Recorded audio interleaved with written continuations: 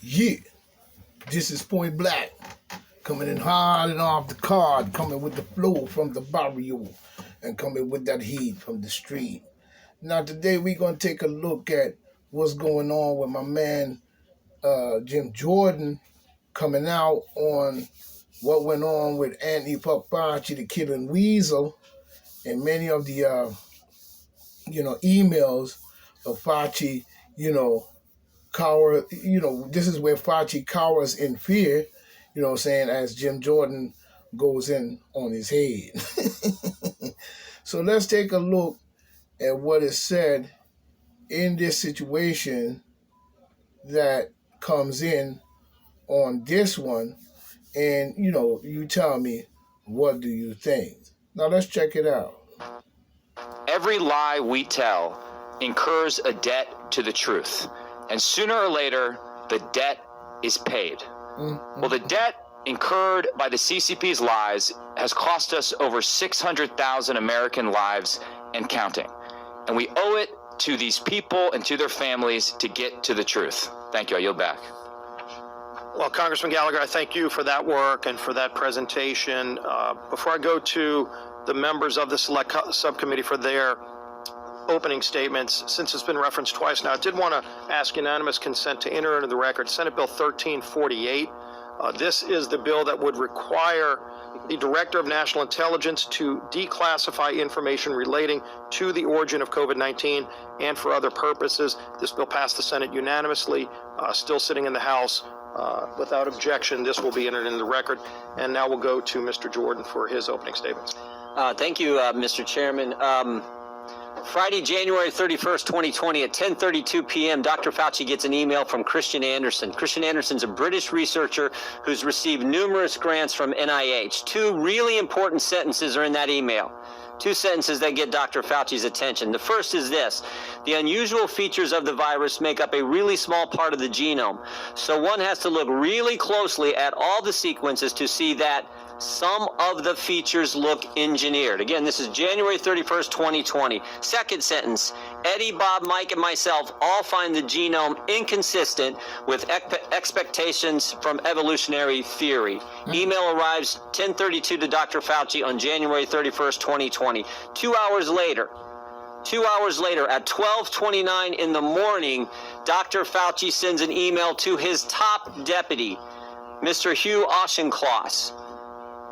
Guys worked for Fauci for 15 years, part of his inner circle. Sends it, subject line says important in all capital letters. He attaches a paper on gain of function research written by Dr. Barrick and Dr. Shi. Dr. Shi, of course, is the so-called Bat Lady, Batwoman, the lady who does research in the Wuhan, China lab. This email, Dr. Fauci says, again, to his top deputy, it is essential that we speak this AM. Keep your cell phone on, read this paper. You will have tasks to do today that must be done. Notice the intensity. Notice the focus. I mean, this is the house is on fire email here. Now, 2 hours after that, at 2:48 in the morning, Dr. Fauci's busy this morning. 12:29, that email he sent to Dr. Auchincloss, his top deputy. 2 hours later at 2:48 in the morning, he sends another email, this one to Robert Kadlec, Assistant HHS Secretary, Trump appointee, not part of his inner circle, and he attaches a different article to this email, one that says the virus came from an animal, that downplays any lab leak theory. Now, again, notice the tone of this one. Bob, this just came out today. Gives a balanced view, best, Tony. I mean, totally different from the previous. This is one like, oh, if you get a chance, read this, gives a balanced view. So the tone is different, but also that sentence, gives a balanced view, it's not true either. That's just not accurate. This article downplays, as I said, the lab leak theory, emphasizes evolutionary cause to the virus. What happens next? What happens next? Later that same morning at 11:47 a.m., Dr. Fauci's deputy gets back to him. I just want to read you this whole email. The paper you sent me, the one he sent him on, that was written by the virologist from Wuhan, China, and Dr. Barrick, the paper you sent me says the experiments were performed before the gain of function pause, but have since been reviewed and approved by NIH. Not sure what that means, since Emily, someone else who works for Dr. Fauci, is sure that no coronavirus work has gone through the P3 framework, which of course is the oversight body that's supposed to approve any grant dollars going for gain-of-function research. No coronavirus work has gone through the P3 framework. Final sentence, she will try to determine if we have any distant ties to this work abroad. She will try to determine if our fingerprints are on any of this. All these emails happen in 13 hours. So 13 hours after Dr. Fauci gets the initial email from Christian Anderson saying, looks like this virus is engineered, not consistent with evolutionary theory, Dr. Fauci knows some important facts. First, Dr. Fauci knows there's a lethal virus on the loose that started in Wuhan, China. Second, he knows the American taxpayers have funded gain-of-function research in Wuhan, China. Third, he knows that the research grant didn't go through the required oversight board.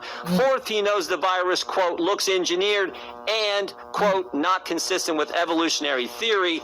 And finally, fifth, Dr. Fauci knows he may have ties to this work in China. His fingerprints, in fact, may be on this. So what does Dr. Fauci do next? After he says, oh, whatever, what does he do next? He organizes a conference call for later that same day. I mean, this is the busiest 24 hours I think I've ever. He organizes a conference call, 12 people on the call. Dr. Fauci and 11 virologists from around the world. Virologists who've gotten millions of American tax dollars over the past several years. Now look at this list. Here's the list of people. There's only 2 Americans on the list, Tony Fauci and one other. Most of them are from around the world, as I said. I think the first thing you notice is who's not on the call. Who's not on the list? Is Dr. Kadlik on the list? The guy he sent the email to at 3 in the morning? Is Dr. Redfield the head of CDC? Dr. Girard, who's with us today, Assistant Secretary at HHS at the time?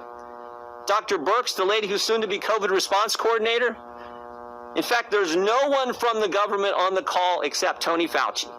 Tony Fauci and 11 other individuals who got a bunch of American tax dollars over the years. What happened on the conference call? The short answer is we don't know. We don't know what they talked about. I mean, I think we got a good idea. We don't know for sure. But we do know what happened 4 days later.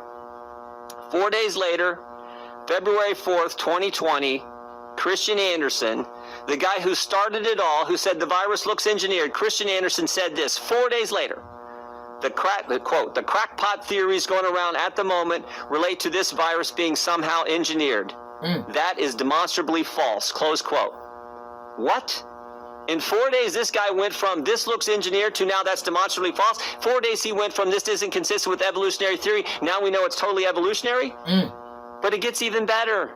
It gets even better. Mr. Anderson and 3 of the other people on this call write an article a few weeks later that says COVID is not a laboratory construct. Wow.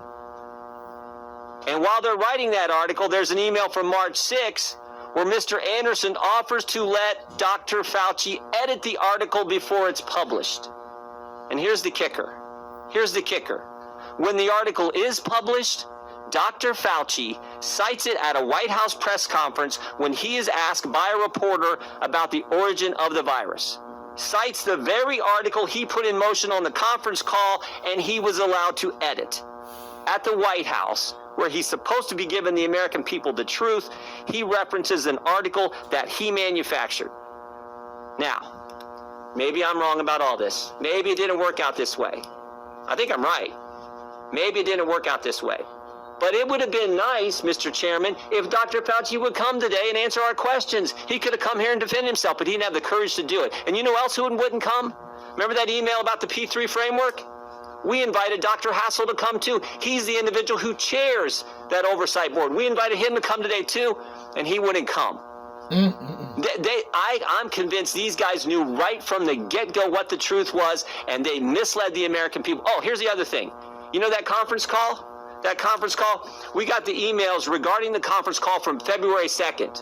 All these guys were emailing back and forth. They were on that conference call. Here's what we got on the FOIA request. Here's all their emails. Every single thing is redacted. Every single thing is redacted about what took place in that conference call, because I'm convinced it was at that conference call where they said, we got to cover our tracks. And again, maybe I'm wrong. Maybe I'm wrong. But Dr. Fauci could have been sitting right there and answer our questions, and he wouldn't come today. I yield back. Thank you, Mr. Jordan, and let the Wow, that's crazy. That is absolutely nuts. You know what I'm saying? But this is what we're facing when we face these types of things. You know what I'm saying? And from what we're seeing here with Dr. Fauci and all of them, is we seeing this bowl. You know what I'm saying? This bowl. So we've got to do something about that. You know what I'm saying? In more ways than one. You know what I mean? Just have to put that up there right quick to let people know, what was going on. You know what I mean?